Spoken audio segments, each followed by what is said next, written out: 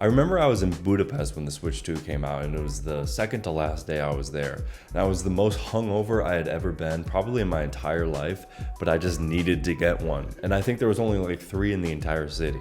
But I took 2 different Ubers, almost throwing up in both of them on the way to get these Switches. I get to the stores and they're sold out. I was super disappointed, and they were actually cheaper in Budapest than they would be in the United States. So I was bummed, but once I got home, I met up with someone on Facebook Marketplace and paid like $30 extra to get my Nintendo Switch 2, and I've had it ever since. So the Nintendo Switch 2, it has been out for 6 months now, and I've been using it almost every single day for that time.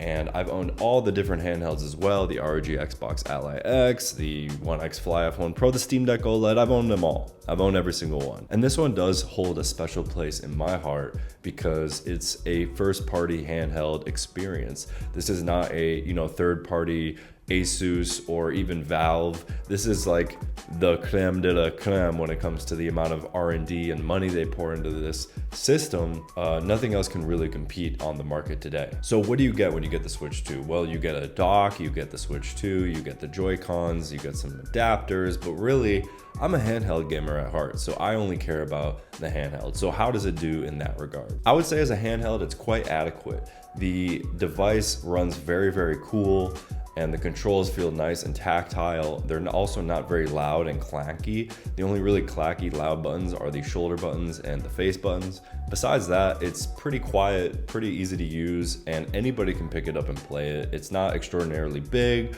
or extraordinarily small. It's kind of right in that medium zone.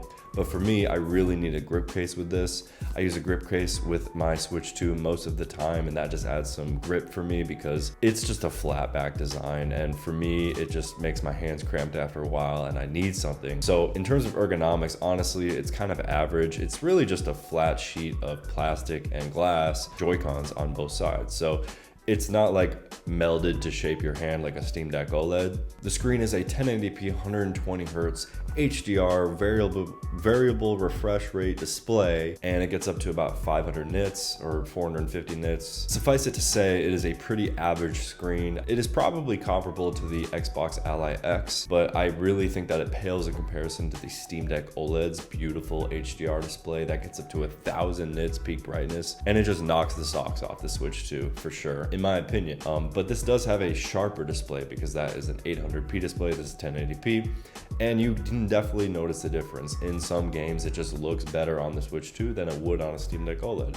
But I think for most of the games, it just is more immersive on that OLED display. But really, I just want to talk about brass tacks. What is it actually like to use this device? Like, the specs are pretty average. It's a pretty middle of the road device. It doesn't blow anything out of the water. There's no other really competition that is like, this is not competing on the same level as like the Xbox ROG Ally X in terms of performance, ergonomics. So why get this device? Well, it's half the price of the Xbox ROG Ally X, but you'll be paying the difference in game prices. So over the course of using this device, I've spent probably, $200 or $300 on games. I have Mario Kart World, I'm getting Metro Prime 4 soon, Hades 2, Silk Song, as well as some Nintendo exclusives like Kirby and the Forbidden Lands. I've been playing Switch games for a long time. I have Odyssey and Mario 3D World. I've been a Nintendo gamer pretty much my whole life, and the games have never looked better on this device. I mean,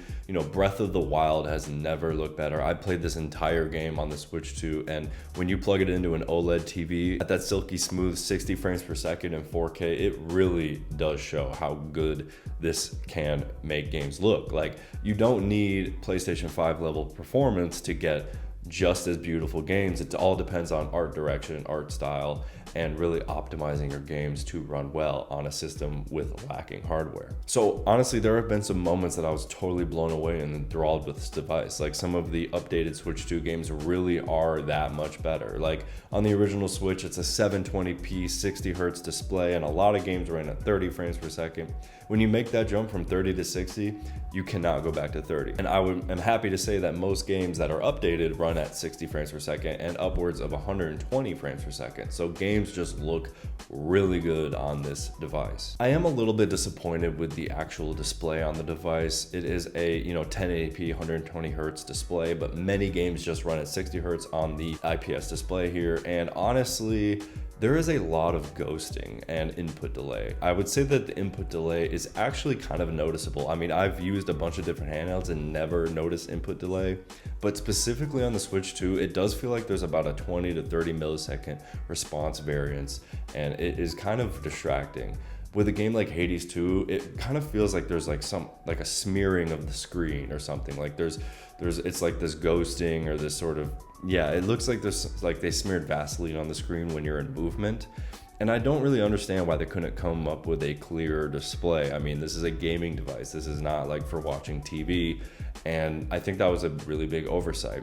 You do get used to it though. If you commit to using this device and you're like, I love this Switch 2, like I'm gonna keep using it even though it has this issue, you tend to get over it. But if you can't get over it, I totally understand that. I've been having a lot of fun just like revisiting some really great indie titles on this device. I mean, and also like Hades 2, I played through most of the game on this device and it ran absolutely beautifully. This is the only system out right now besides PC where Hades 2 is available, and you can dock it up to your TV, and I'm getting like a beautiful experience playing Hades 2 on the LG OLED that I own. It just looks incredible, and I think you can get really like AAA beautiful experiences with this device. But would I replace all of my gaming devices with this device? Probably not. Many games on the eShop are like full price when on every other marketplace they are like half off most of the time, but rarely do Nintendo games and many third-party games actually go on sale on the eShop. Even for Black Friday, I was looking at Red Dead Redemption, the original, because it was updated for the Switch 2, and it was still $50. That game is so old. Why is it $50? It should be $20. $50. I'm not spending that. So that's what I'm saying. Like some games are $80 on the Switch 2, Mario Kart World. I mean, that's just too much for that game. That should be $59.99, and it should be, $40 with a bundle or something. At $80 for that game is ludicrous, because you're getting so much more out of something like Breath of the Wild, where I can't really be upset at $70 for Breath of the Wild. I mean, that game, you can get so many hundreds of hours, but you're gonna get burnt out on Mario Kart within a few weeks. So whenever I pick up this device, it's so light, it's so easy to bring around, and it's comfortable, and it looks really good. It's very well made, and it's very snappy and fun to use. I really do enjoy using this device. Like, I don't really feel like I would want to get rid of it, but I wouldn't also want to replace it with, all my other devices. Like, this can't just be my only gaming device, because many games aren't updated, optimized for the Switch 2.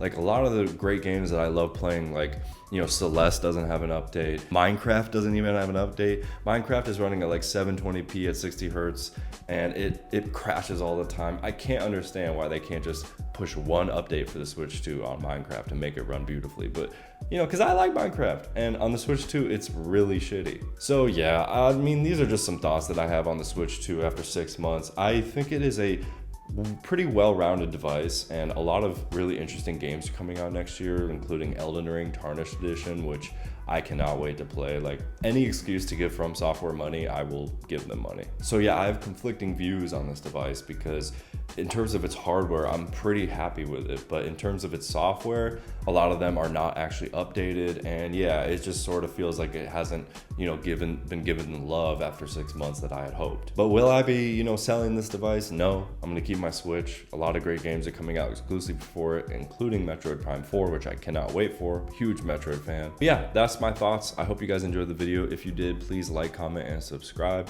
and I'll catch you guys in the next one. Peace.